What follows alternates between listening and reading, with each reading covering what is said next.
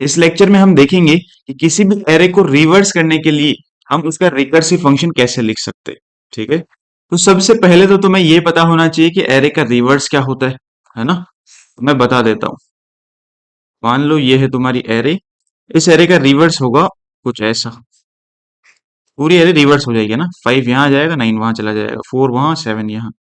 ये तुम्हारी एरे पूरी रिवर्स हो गई। इस एरे को इधर से पढ़ो और नई एरे को इधर से पढ़ो, सेम मिलेगा है ना। तो ओरिजिनल एरे रिवर्स हो चुकी है। ठीक है, अब रिवर्स कैसे किया जाए किसी भी एरे को? सिंपल तरीका देखो ऐसा हो सकता है। रिवर्स होने के बाद हमें पता है कि जो सबसे पहले पड़ा है वो सबसे लास्ट में चला जाएगा, और जो सबसे लास्ट में पड़ा है वो सबसे पहले आ जाएगा। ठीक है, तो ये दोनों अपनी पोजीशंस को इंटरचेंज करेंगे, या बोल लो ये दोनों स्वैप होंगे। ठीक है, तो ये दोनों स्वैप होने के बाद तुम्हारी एरे कैसे दिखेगी? 5 आ गया यहाँ और 9 चला गया वहां। ठीक है, इसी के साथ ये यहाँ जाएगा और ये यहाँ आएगा। यस सुनो, रिवर्स में ऐसा ही तो होगा।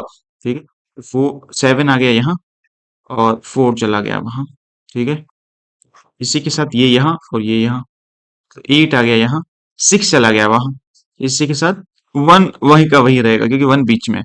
ठीक है, तो ये एरे तुम्हारी रिवर्स हो चुकी है। तो सिंपल एल्गोरिदम क्या हो सकती है किसी भी एरे को रिवर्स करने की? शुरू में एक पॉइंटर यहाँ रखो और दूसरा पॉइंटर यहाँ रखो, मतलब एक पॉइंटर एरे के शुरू में और दूसरा पॉइंटर एरे के लास्ट में। ठीक है, उन दोनों पॉइंटर्स पे जो नंबर्स हैं उनको स्वैप करो।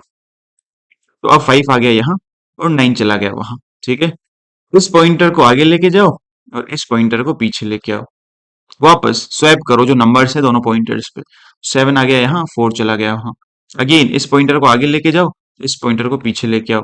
वापस जो नंबर्स है उनको स्वैप करो। 8 आ गया यहाँ, 6 आ गया यहाँ। अगेन इस पॉइंटर को आगे लेके जाओ, इस पॉइंटर को पीछे लेके आओ। तो दोनों पॉइंटर सेम नंबर पे है, तो वापस स्वैप करोगे तो वो नंबर वहीं का वहीं रहेगा। अगेन इस पॉइंटर को यहाँ लेके जाओ, इस पॉइंटर को यहाँ लेके जाओ। तो तुम्हारे जो दो पॉइंटर्स थे वो यहाँ और यहाँ है ना। ये दोनों नंबर्स पहले स्वैप हो चुके थे, तभी तो 8 इधर आया और 6 उधर गया। अब तुम इन नंबर्स को वापस स्वैप करोगे तो वो ओरिजिनल पोजीशन पे वापस चले जाएंगे।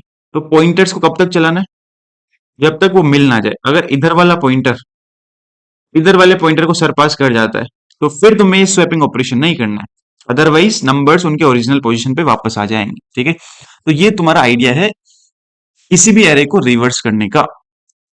इसे हम रिकर्सिवली कैसे कर सकते हैं मुझे ये बताओ, मुझे ये बताओ। मतलब एव नाम का तुम्हारा फंक्शन कैसा हो जो कि एरे को तुम्हें रिवर्स करके दे दे। मान लो इंट मैन में तुमने ए नाम की एरे बनाई और उस एरे पे इस एफ नाम के फंक्शन को कॉल किया। जब तुम उस एरे को इस फंक्शन कॉल के बाद प्रिंट करते हो तो वो एरे रिवर्स ऑर्डर में प्रिंट होनी चाहिए, है ना। तो ये कैसे हो? ये फंक्शन एफ कैसा हो कि वो एरे को रिवर्स कर दे? This is my question to you. Idea तुम्हें रिवर्स करने का पता है? आइडिया क्या है? आइडिया ये है कि एक पॉइंटर रखो एरे के शुरू में, दूसरा पॉइंटर रखो एरे के लास्ट में, है ना। अब हमें पता है कि एरे शुरू में इन दोनों पॉइंटर्स के रेंज में ही है, मतलब एरे आई से लेकर जे तक की तो है शुरू में, यही तो एरे की रेंज है। ठीक है, रिवर्स करने के लिए हमें पता है कि आई और जे पे जो नंबर्स पड़े हैं वो स्वैप होने। 9 वहां जाना है, 5 यहाँ आना है। तो मान लो हमने स्वैप कर दिए, मान लो हमने स्वैप कर दिए, यहाँ आ चुका है 5 और यहाँ जा चुका है 9। अब तक हमने एरे के इस पार्ट के लिए और इस पार्ट के लिए काम कर लिया है। अब हमारा ये सब एरे बचता है जिसके लिए हमें करना है। जो काम हमने पूरी एरे के लिए किया था वही काम इस सब एरे के लिए करना है। तो इस सब एरे में पहला एलिमेंट है ये और लास्ट एलिमेंट है ये। शुरू में हमने क्या किया था इनिशियल एरे के लिए? एक पॉइंटर रखा था पहले एलिमेंट पे, दूसरा पॉइंटर रखा था लास्ट एलिमेंट पे, है ना। यही इस सब एरे में कर रहे हैं क्योंकि हमें पता है अब हमें इसी सब एरे के लिए काम करना है। ये दो पार्ट्स के लिए तो हम काम कर चुके हैं, है ना। इस सब एरे के लिए सेम काम करना है। तो एक पॉइंटर रखा पहले नंबर पे, दूसरा पॉइंटर रखा आखिरी नंबर पे। काम क्या करना है? दोनों को स्वैप करना है। तो अब यहाँ आ चुका है 7 और यहाँ जा चुका है 4। ठीक है, तो हमने इस पार्ट के लिए पूरा काम कर लिया है और इस पार्ट के लिए पूरा काम कर लिया है। बस्ती हमारी ये सब एरे है। ठीक है, इस सब एरे का पहला एलिमेंट है ये और लास्ट एलिमेंट है ये।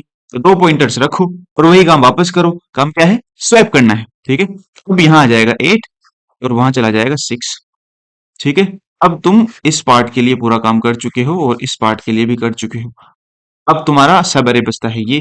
ठीक है, एक पॉइंटर पहले एलिमेंट पे रखो, दूसरा पॉइंटर लास्ट एलिमेंट पे रखो। क्योंकि इस सब एरे की साइज एक ही है तो दोनों पॉइंटर सेम एलिमेंट पे है। करना क्या है अब? दो पॉइंटर्स पे जो नंबर्स है उनको स्वैप करना है। तो यही वन स्वैप होगा तो वो वही रहेगा। ना, वन का वन वहीं रह जाएगा।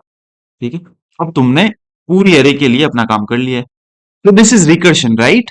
जो काम मुझे पूरी एरे के लिए फर्स्ट और लास्ट एलिमेंट के लिए करना था, वही काम मैं रिमेनिंग सब एरे के लिए कर रहा हूं, है ना? और वही काम मैं सब एरे के पहले और आखिरी एलिमेंट के लिए करने के बाद इस रिमेनिंग सब एरे के लिए कर रहा हूं। वही काम मैं इस रिमेनिंग सब एरे के पहले और आखिरी एलिमेंट के लिए करने के बाद इस रिमेनिंग सब एरे के लिए कर रहा हूं, है ना? और ये सारे कॉल्स होने के बाद तुम्हारी एरे पूरी सॉर्ट हो जा रही है, ये हमने देखा। तो इसको हम कैसे लिख सकते हैं? एफ नाम का फंक्शन है जिसमें तुमने ए एरे पास की, है ना? एक पॉइंटर रखा एरे के फर्स्ट इंडेक्स पे, एक पॉइंटर रखा एरे के पहले एलिमेंट पे मतलब जीरो इंडेक्स पे, है ना? और दूसरा पॉइंटर रखा एरे के आखिरी एलिमेंट पे, मतलब अगर एन साइज की एरे है तो आखिरी एलिमेंट की इंडेक्स होगी n-1। और हमने किया क्या? इन दो इंडिसेस पे जो नंबर्स पड़े थे उनको स्वैप कर दिया, है ना? स्वैप कर दिया ए ऑफ जीरो को ए ऑफ n-1 से। ठीक है, ये करने के बाद हमने क्या किया? जो रिमेनिंग सब एरे है उसमें सेम काम किया। तो अगर मैं सेम काम करने के लिए उसी फंक्शन को कॉल कर दूं रिमेनिंग सब एरे पे, है ना, तो क्या वो रिमेनिंग सब एरे पे मेरा काम नहीं करेगा? बिल्कुल करेगा। सेम फंक्शन को मैंने कॉल कर दिया। पहले रेंज थी तुम्हारी 0 to n-1 मतलब पूरी एरे, अब रेंज हो गई है तुम्हारी 1 से लेकर, ये इंडेक्स 1 है ना, n-2 तक। अब यही सेम फंक्शन घूम के डेफिनेशन पे जाएगा और अब ये फंक्शन ए ऑफ 1 और ए ऑफ n-2 को कॉल करेगा। ठीक है, ठीक है। तो इस फंक्शन की डेफिनेशन को मैं कैसे लिख सकता हूं? अगर इस फंक्शन में तुम एरे ए पास कर रहे हो और रेंज का लेफ्ट मोस्ट इंडेक्स और रेंज का राइट मोस्ट इंडेक्स पास कर रहे हो, तो मैं कर क्या रहा हूं? पहले सबसे पहले मैं कर क्या रहा हूं? स्वैप कर रहा हूं ए ऑफ एल को ए ऑफ आर से, है ना? उसके बाद इसी फंक्शन को कॉल कर दे रहा हूं सेम एरे पे रेंज अपडेट करने के बाद। अब मेरी रेंज हो जाएगी एल यहां था आर यहां था, अगले एडिशन में एल यहां आर यहां, यही तो बचेगी रिमेनिंग सब एरे, है ना? तो आर को घटा दो एक से और एल को बढ़ा दो एक से, तो एल+1 r-1। ठीक है, इसी फंक्शन को मैंने वापस कॉल कर दिया डिफरेंट रेंज पे। अब क्योंकि ये फंक्शन कॉल है तो ये वापस डेफिनेशन पे जाएगा और लाइन बाय लाइन एग्जीक्यूट करेगा। इस बार l+1 और r-1 लेके आएगा। तो इन टर्न स्वैप होंगे l+1 इंडेक्स पे पड़ा एलिमेंट और r-1 इंडेक्स पे पड़ा एलिमेंट। फिर ये घूम के l+2 पर जाएगा और r-2 पर जाएगा। ठीक है, ऐसे ये पूरा पूरा कन्वर्ज हो जाएगा। रोकना कब है इसको? रोकना कब है? तो बेस कंडीशन भी तुम्हें फिक्स करनी होती है ना।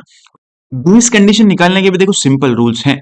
रूल्स क्या है कि तुम जो तुम्हारा ये है फंक्शन उसको डिफरेंट एग्जांपल्स पे एक्सप्लोर करो। मान लो एरे की साइज है तुम्हारी एक, मतलब एरे में एक एलिमेंट पड़ा है, तो एल भी शुरू में यही होगा, आर भी शुरू में यही होगा। अगर एक एलिमेंट है तो तुम उसको क्या स्वैप करोगे? स्वैप करने का मतलब नहीं है, वो वहीं का वहीं रहेगा। अगर एल आर के इक्वल है ना, तो स्वैप मत करो, वहीं रुक जाओ, रिटर्न कर जाओ। ठीक है, दूसरा एग्जाम्पल क्या हो सकता है? अगर एरे की साइज मान लो एक से ज्यादा है, ठीक है, एल शुरू में इधर से जा रहा है, आर शुरू में उधर से आ रहा है, ऐसा ही होता है। ठीक है, तो मान लो जब एल यहाँ था और आर यहाँ था, तो यहाँ दो एलिमेंट्स ले लो, यहाँ ले लो तुम 5 और यहाँ ले लो तुम 9। ठीक है, तो जब एल यहाँ था आर वहां था, तो दोनों को स्वैप करोगे तुम, तो 9 आ गया यहाँ, 5 चला गया वहां। अब अगर एल बढ़ता बढ़ता यहाँ चला जाता है और आर घटता घटता यहाँ आ जाता है, अब वापस क्या तुम स्वैप करोगे? अब वापस क्या तुम स्वैप करोगे? बिल्कुल नहीं करोगे, क्योंकि वापस अगर तुम स्वैप करोगे इन दोनों एलिमेंट्स को, एक बार स्वैप होने के बाद तो ये ऐसे हो चुके हैं 9 एंड 5, वापस तुम स्वैप करोगे तो ये 5 एंड 9 वापस हो जाएंगे, अपनी ओरिजिनल पोजीशन पे वापस आ जाएंगे, जो कि हमें नहीं चाहिए। हमें चाहिए कि वो एक ही बार स्वैप हो, ताकि एरे पूरी रिवर्स हो सके। अगर तुम एलिमेंट्स को दो दो बार स्वैप करोगे तो एरे वापस ओरिजिनल एरे की तरह बन जाएगी, है ना, जो कि रिवर्स नहीं होगी, है ना? ठीक है, तो ये हमें पता लग रहा है। यहां से हमारी क्या ऑब्जर्वेशन है कि इस प्रोसेस को, जहां एल बढ़ता बढ़ता इधर जा रहा है, आर घटता घटता इधर आ रहा है, सिर्फ तब तक चलाओ जब तक एल आर से छोटा है।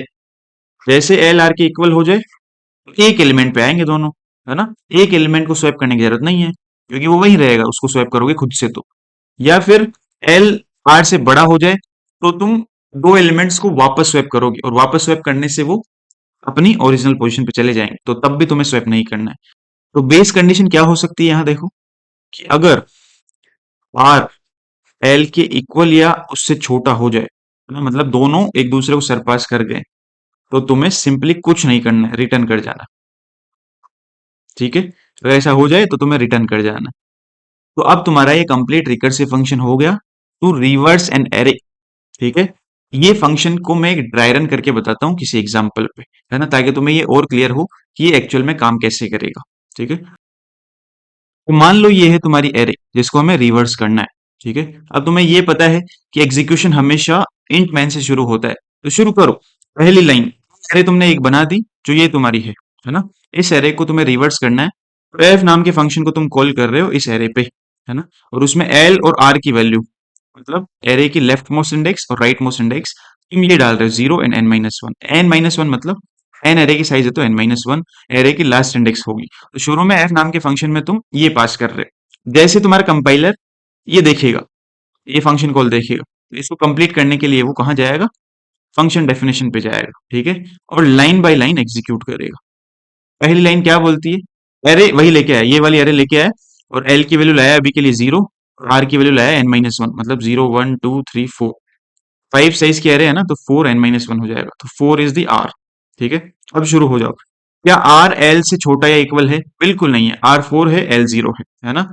दूसरी लाइन पे जाओ, इस फंक्शन कॉल के लिए है ना, इस फंक्शन कॉल के लिए जो कि क्या है A04। पहली लाइन तुम्हारी कंप्लीट हो चुकी है ना, ये वाली, कि आर एल से छोटा या इक्वल नहीं है, बड़ा है, तो रिटर्न नहीं कर रहे हो, पहली लाइन कंप्लीट। दूसरी लाइन पे जाओ, स्वैप करो ए ऑफ एल और ए ऑफ आर को, मतलब दूसरी लाइन क्या है, स्वैप कर दो ए ऑफ एल की वैल्यू 0 और ए ऑफ आर की वैल्यू 4। तो कर दो, स्वैप करो। स्वैप करोगे तो यहां मैं इंडेक्सिंग लिख देता हूँ, 0 1 2 3 4।